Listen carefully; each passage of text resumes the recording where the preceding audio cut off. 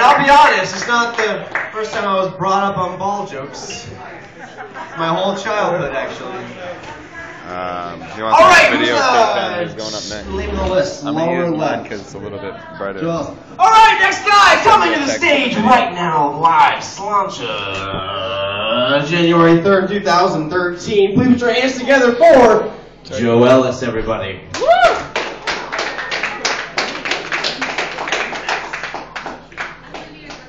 Clap louder!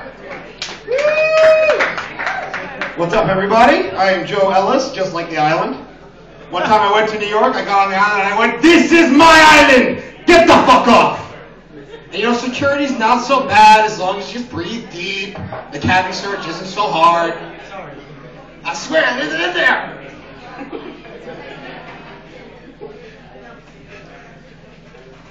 Alright, any religious people in the crowd tonight? No? Good, because you wouldn't like me anyways. Now, earlier Paul did a joke about what would Jesus do. I see that a little differently. When I heard what would Jesus do, I immediately walked into a bank, flipped over a table of money, and then I started walking across the countryside going, "You, quit your job, come with me. We have lots of work to do." I love it when people call me a son of a bitch. I'm like, "Hey, you've met my mom." "Dude, when?" Or they're like, "Dude, I fucked your mom." I'm like, "Man, I hope you got some therapy after that." Whew. I saw her naked once and I almost threw up. That was just nasty. So my brother's a born-again Christian. He asked me to go to church one time, and I'm sitting there in church watching everybody go, and all I keep hearing is, "Just think of what would you do if Jesus came back right now." I wanted to raise my fucking hand. All right, if Jesus came back right now, first of all, he'd be that fucking tall, and he'd look like a terrorist. I'm sorry, anybody walking around looking like a terrorist, talking in ancient Arabic, you're going to either end up dead or deported. Let's just hope deported. Don't want to kill Jesus twice. Twice. But I like to talk. So, before I came over here tonight, I've been watching a friend of mine's dog, and right when we're getting ready to leave, the dog starts pissing on my fucking floor. And the funny thing is, he does it in a perfect circle right around my kids. I'm like, okay, well, what are you trying to do? Are you trying to keep demons at bay? I mean, what are you doing? "My son to piss will keep the witches away. They're going to stay away from the children."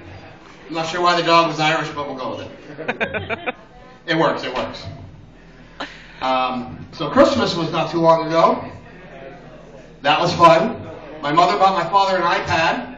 I want you to keep in mind, my father was born in 1939. He barely can use a typewriter. And you're buying him a fucking iPad. It's bad enough he only has one eye. My dad doesn't need an iPad, he needs an eye patch. Walk around like a pirate. Arr! So before I drop my son off at his uncle's tonight, he looks at me and goes, "Dad, can I have a few dollars?" I'm like, "What for?" "So I can give them to Uncle Bob so he'll let me play video games." "Don't give me no fucking money to bribe your uncle. That son of a bitch asked me for money too much already." Back off, motherfucker. For my other parents, don't you love talking about Christmas presents in front of your kids? I swear to God, if there's a DEA agent listening on the other line, he's going to think it's a drug deal. "So, what are we going to do for Mr. P? I'm thinking like 35, 40. No. How about we get that big one? Yeah, the big one. Yeah. Yeah, get the big one, the white one. Yeah." So, in case you didn't guess, I do smoke marijuana. Yes, and it's a lot of fucking fun if you haven't tried it. Then again, this is Maine. If you haven't tried it, you're from out of state. But what I always hate is how people go, "Oh, marijuana's a gateway drug. Marijuana's a gateway drug." That's bullshit. Marijuana is not a gateway drug. Your marijuana dealer is a gateway dealer. Because if marijuana was legal, you can go to Colorado right now. You will not walk into a 7-Eleven here. "Oh, hello, my friend. How are you doing today? So, I see you want some of the marijuana cigarettes. Very good, they're very tasty. Hey, may I interest you in some cocaine?" That will not happen. I'm sorry, it just won't. Besides, they're going to try to sell you opium instead. Thank you. Going back to the jokes. Yeah, I'm stepping back in the light. God said, "Let there be light," and he flipped the switch, and CMP was there. You should have seen his face. So I was talking to a kid at work one time, and he was trying to be all cute for the ladies, and they're like, oh, you love your girlfriend? And he's like, yeah, I got an addiction to my girlfriend. I'm like, yeah, so do I. And I'm currently looking for a good rehab program. Sorry, honey. She gonna kick my ass later. Motherfucker, why'd you say that joke? So we all survived 2012, which was good and bad, because I smoked all my fucking weed. Spent all week long going, fuck, now what am I gonna do? I'm gonna sit here and watch fucking Boondocks. Son of a bitch. Of course, my friend, he lost power on 2012. He calls me up in a panic. He's like, dude, tell me you have power. Please tell me you have power, otherwise I'm getting my shotgun out right now. Oh, man, I ain't had power all day. Fuck! No, whoa, don't put it in your mouth, don't put it in your mouth. I was kidding. Calm down. So like I said, my brother's a born-again Christian. He always tells me all the time, hey, I'll watch your kids for you. No problem. But I'll call him up and he'll be like, nah, man, I got Bible study tonight. Bible study? Really? We've been studying that fucking book for 2,000 years. You're not going to find anything new in there. It's not like you're going to flip the page and go, well, look at that shit. Jesus opened a brothel and started smoking blunts. Damn. Get the hookers out of the closet. Don't stop going to confessional. We need them now.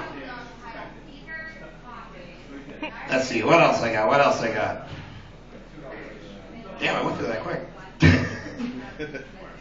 Alright, so I guess I'll wrap it up with this. One time I was at work and all the little teeny boppers, so I used to work at Little Caesars, thought I got the fuck out of there. All the little teeny boppers were walking around talking about the first time they saw the opposite member's sexual organs. Like, oh, I saw my cousin's pee-pee and it was funny, hee. And then finally like, well, Joe, what happened with you? I was like, well, I was taking a bath and my mom was shaving her legs. And I looked up and I went, hey, who changed the wallpaper in there? I had clouds and race cars, and now it's fluffy bunnies and unicorns. What the fuck? Alright, my name's Joe Ellis. Thank you very much. I hope I made you at least laugh a little bit. I'll give it back to our host, Paul Hunt.